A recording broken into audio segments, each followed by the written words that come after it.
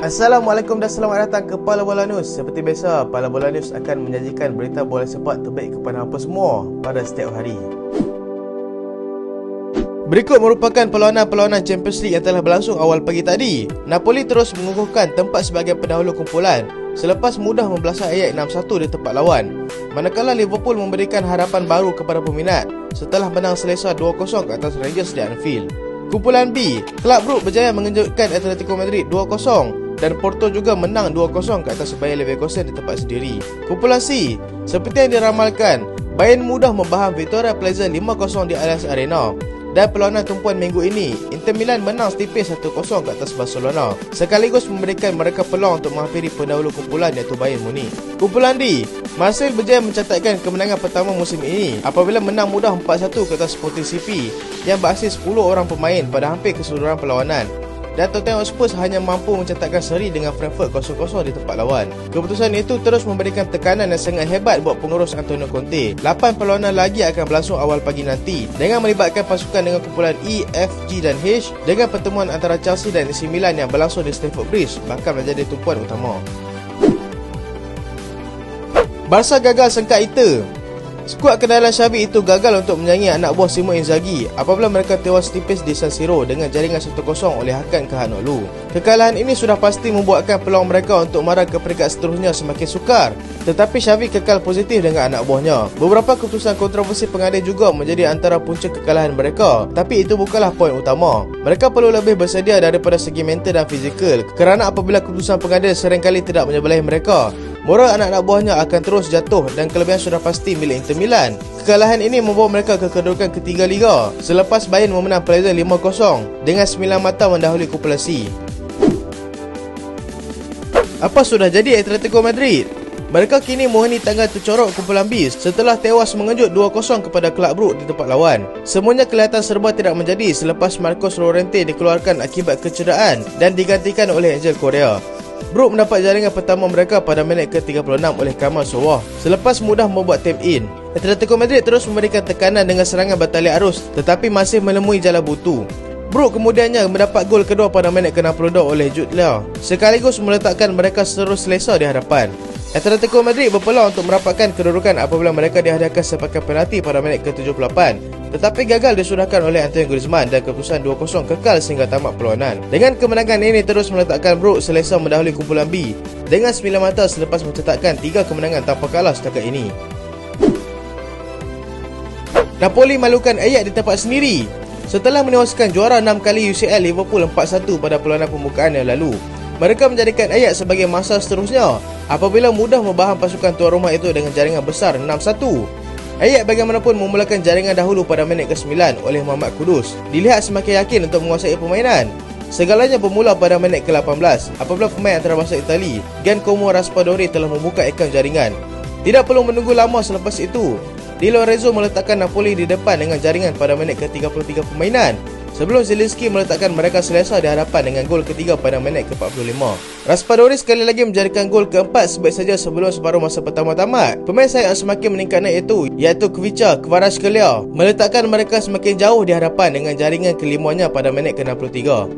Balang terus menimpa Ajax apabila Dusan Tadic menerima kad kuning kedua, sekaligus menjadikannya kad merah akibat mengasari Oliveira, dan gol ke-6 tiba pada minit ke-91 oleh Simon. Keputusan ini meletakkan Napoli selesa mendahului 9 mata tanpa kalah, sambil diekori oleh Liverpool di tempat kedua dengan 6 mata.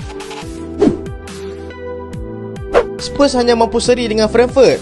Tottenham Hotspur gagal mengambil peluang untuk memintas pendahulu kumpulan D iaitu Sporting CP selepas hanya mampu mencatatkan keputusan seri tanpa jaringan di tempat lawan. Mereka hanya mampu membuat 2 shot on target daripada 11 percubaan sepanjang 90 minit perlawanan. Jika menang perlawanan ini, mereka berpeluang untuk mendahului kumpulan setelah Sporting CP tewas 4-1 kepada Marseille.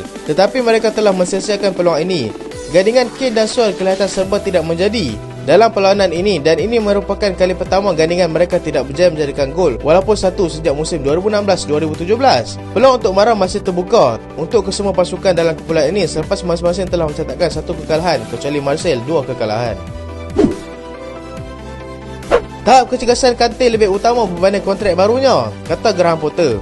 Pengurus baru Chelsea lebih mengutamakan prestasi dan tahap kecergasan berbanding kontrak baru pemain itu bagi memastikan dia terus bersaing untuk mendapatkan tempatnya kembali dalam kesebelasan utama pasukan. Kontraknya akan tamat di hujung musim ini dan ada kemungkinan juga yang dia akan meninggalkan kelab. Kante sedang bergelut untuk mengembalikan semula kecergasannya pada tahap yang maksimum setelah kerap mengalami kecederaan semenjak membantu negaranya untuk memenangi Piala Dunia 2018 yang lalu. Terbaru, kecederaan hamstring yang dialaminya sejak Ogos telah menyebabkannya diketepikan dari bermain dengan pasukannya. Masa saya akan tiba, kata Khalido Koulibaly. Dia belum berada dalam pilihan utama sejak kedatangan Graham Potter ke Chelsea dan kekal positif dengan berkata yang masa untuk dia akan tiba. Semasa di bawah kendalan Thomas Tuchel, dia sentiasa berada dalam kesebelasan utama, tetapi situasi berbeza di bawah Potter. Dia akan terus bersabar dan akan sentiasa memberikan yang terbaik di semasa dalam latihan, memberikan komitmen yang sangat tinggi bagi memastikan tempatnya dalam kesebelasan utama. Dia berharap untuk berada dalam kesebelasan utama apabila mereka menentang AC Milan nanti, tapi itu terpulang kepada jurulatih untuk menentukannya. Bukan mudah untuk dia terus menyelesaikan diri di London setelah menghabiskan 8 tahun di kota Naples bermain untuk Napoli dan sudah pasti dia merindui suasana di Itali itu. Tetapi itu adalah pilihannya dan dia perlu menghadapinya walaupun sukar, ujarnya lagi. Saya akan terus kekal di sini, kata Conor Cody. Dia mengejutkan banyak pihak setelah membuat keputusan untuk ke Everton secara pinjaman, menegaskan yang dia akan terus di sana walaupun mereka bakal memiliki pengurus yang baru. Ianya tidak memberikan sebarang kesan kepada perancangannya untuk berada secara kekal di Goodison Park dengan yuran perpindahan 10 juta pound perlu dibayar kepada Wolves. Frank Lampard gembira dengan kehadirannya di sana kerana dia berjaya memberikan impak positif dalam dressing room selain menjadi pilihan utama barisan pertahanan untuknya di Everton. Benjamin Sesko menjadi rebutan. Belum pun sempat dia ke RB Leipzig pada musim depan. Dia yang kini bermain untuk RB Salzburg semakin hangat diperhatikan oleh kelab-kelab besar Eropah seperti Bayern Munich, Chelsea dan juga Manchester United. Pemain yang baru berusia 19 tahun itu dilihat sebagai prospek baru pada bahagian penyerang selepas persembahan yang sangat meyakinkan dia semasa di peringkat kelab dan di Eropah. Chelsea dan Manchester United sekarang memang memerlukan striker baru dan Bayern melihatnya sebagai pengganti jangka masa panjang untuk Robert Lewandowski. Ada kemungkinan juga Leipzig akan meletakkan harga 60 juta euro sebagai klausul pelepasan. Declan Rice kekal sasaran utama Chelsea pada bahagian tengah. Chelsea menyasarkan untuk mendapatkan pemain tengah West Ham United itu pada 2023 nanti. Pemain itu telah lama dikaitkan dengan perpindahan keluar daripada West Ham, tetapi masih belum menemui kelab yang betul-betul sesuai. Pemilik kelab Chelsea pernah berbincang dengan West Ham untuk mendapatkannya, tetapi telah ditolak oleh pengurus West Ham sambil meletak harga 120 juta pound jika mana-mana pasukan mahu mendapatkannya. Ronaldo dibenarkan untuk tinggalkan Manchester United pada Januari nanti. Menurut sumber, Manchester United telah membuat keputusan untuk membenarkan bintang Portugal itu meninggalkan kelab sebaik saja jendela perpindahan pada Januari nanti dibuka. Dia yang semakin kurang mendapat peluang bermain semenjak Erik ten Hag mengambil alih pasukan sudah beberapa kali menyatakan hasrat mahu keluar, tetapi tidak dibenarkan kerana status legendanya di Manchester United. Dia perlu bermain bagi mengekalkan tahap kecergasannya kerana dia akan mewakili Portugal ke Piala Dunia November nanti. Saka bakal ditawarkan dengan kontrak yang lumayan. Arsenal dikabarkan sudah bersedia untuk menawarkan kontrak baru kepada Bukayo Saka. Dengan pemain sayap itu bakal mendapatkan 200,000 pound seminggu. Kontrak baru ini ditawarkan bagi memujuk Saka untuk tidak berpindah kerana dia dikatakan sedang menjadi sasaran Liverpool dan Manchester City. Selain Saka, Gabriel Martinelli juga berada dalam senarai untuk mendapatkan kontrak baru di Arsenal. AS Roma bincang tawar kontrak baru untuk Zaniolo. Pemain tengah itu bakal ditawarkan dengan kontrak baru untuk dia terus kekal bersama AS Roma pada musim depan. Dia menjadi sasaran utama Juventus bagi menggantikan Paulo Dybala setakat ini. Sudah beraksi dengan sangat baik di bawah kendalian pengurus iaitu Jose Mourinho.